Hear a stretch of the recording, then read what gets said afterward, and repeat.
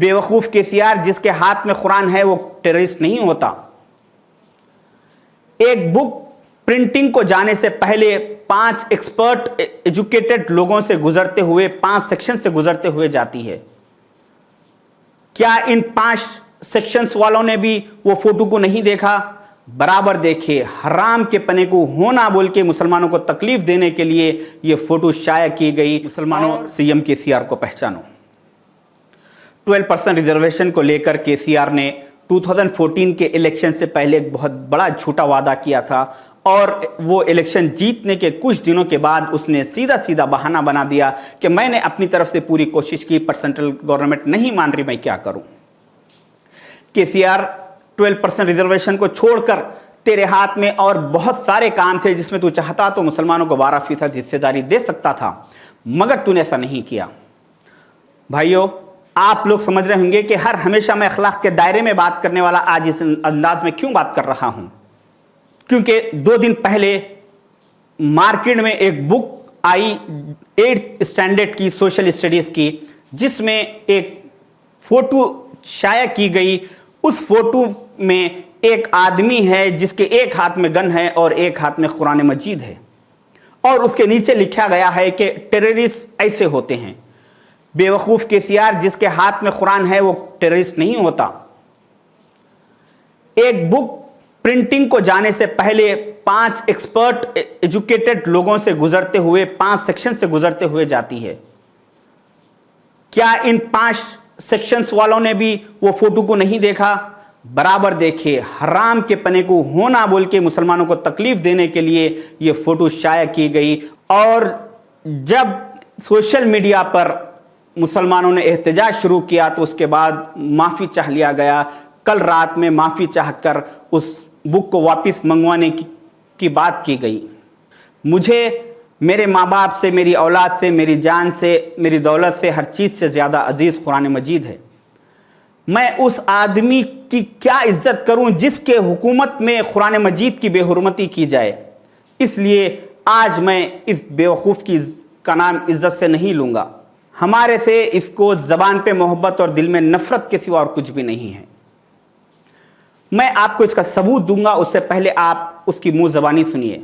आप मुझे ताकत दो, टीआरएस के सरकार लाओ और टीआरएस के एमपीज को जिताओ। पहले 4 महीने के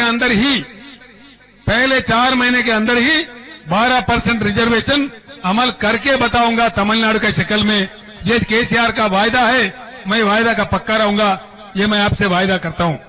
सबूत नंबर 1, केसीआर ने टीआरएस पार्टी के 7 राज्यसभा एमपीज बनवाए।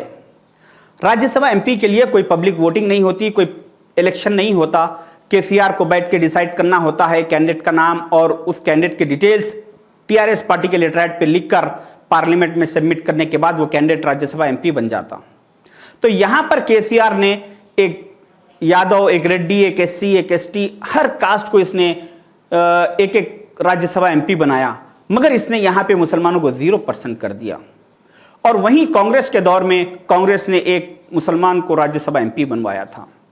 सबूत नंबर 2, 2018 के तेलंगाना असेंबली इलेक्शन में केसीआर ने 119 कॉन्स्टिट्यूंसी से 119 लोगों को एमएलए टिकट दिया।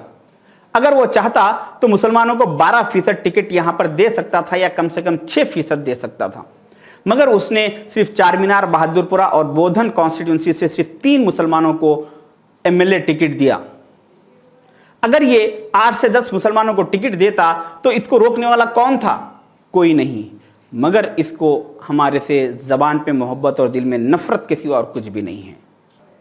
वहीं कांग्रेस ने 2018 के असेंबली इलेक्शन में 8 मुसलमानों को एमएलए टिकट दिया। सबूत नंबर 3, 2019 के पार्लियामेंट इलेक्शन में केसीआर ने तेलंगाना के 17 पार्लियामेंट कॉन्स्टिट्यूंसी से 17 लोगों को एमपी टिकट दिया, और यहां पर भी इसने मुसलमानों को 0% कर दिया। अगर ये चाहता तो 1 या 2 टिकट मुसलमानों को दे सकता था, मगर इसने ऐसा नहीं किया। वहीं कांग्रेस ने 17 में से 1 मुसलमान को एमपी टिकट दिया था। भाइयों, किसी झाड़ का अगर पत्ता झड़ जाए तो फिर लग जाता, किसी झाड़ की डगाली कट जाए तो फिर उग जाती, मगर जिस झाड़ की जड़ें कट जाए वो झाड़ फिर नहीं उठता। केसीआर तेलंगाना में हमारी जड़ें काट रहा है, हमको समझने की जरूरत है, तवज्जो देने की जरूरत है। सबूत नंबर 4, तेलंगाना के 10 यूनिवर्सिटीज के लिए 10 वाइस चांसलर का अपॉइंट हुआ, जिसमें हर कम्युनिटी, हर कास्ट को बराबर की हिस्सेदारी मिली।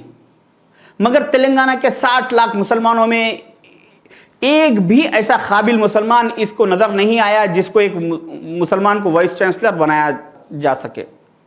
यहां पर भी इसने मुसलमानों को 0% कर दिया। वहीं कांग्रेस के दौर में इन 10 में से 2 यूनिवर्सिटीज के वाइस चांसलर हमेशा मुसलमान हुआ करते थे।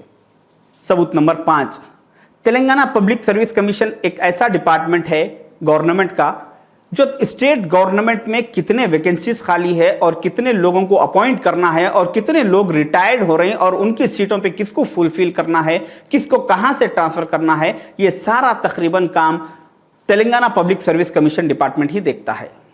21 मई 2021 को केसीआर ने ये 7 लोगों की टीम को अपॉइंट किया और उसमें उसने हर कास्ट, हर कम्युनिटी के आदमी को हिस्सा दिया, मगर यहां पर भी इसने मुसलमानों को 0% कर दिया। आजादी के बाद से आज तक जब कभी भी पब्लिक सर्विस कमीशन डिपार्टमेंट की 7 लोगों की टीम अपॉइंट हुई, उसमें हर हमेशा 1 या 2 मुसलमान रहे। यह तारीख का पिछले 75 साल का पहला वाकया है जिसमें बगैर किसी मुसलमान के पब्लिक सर्विस कमीशन डिपार्टमेंट की टीम को अपॉइंट किया गया है। यहां पर भी इसने मुसलमानों को 0% कर दिया। एक वादा केसीआर ने जो कहा वो करके बताया। इसने 2014 के इलेक्शन से पहले कहा था कि मैं तेलंगाना से ये सारे इंडिया को सिखाऊंगा, सारे हिंदुस्तान को ये सिखाऊंगा कि मुसलमानों के साथ कैसा बर्ताव करना चाहिए। पूरे हिंदुस्तान तेलंगाना रियासत से सीखेगा मुसलमानों के साथ कैसा बर्ताव को करना चाहिए, कैसा रहना चाहिए। देश को हम सबक सिखाएंगे यहाँ से, ये मैं आपको वायदा करता हूँ।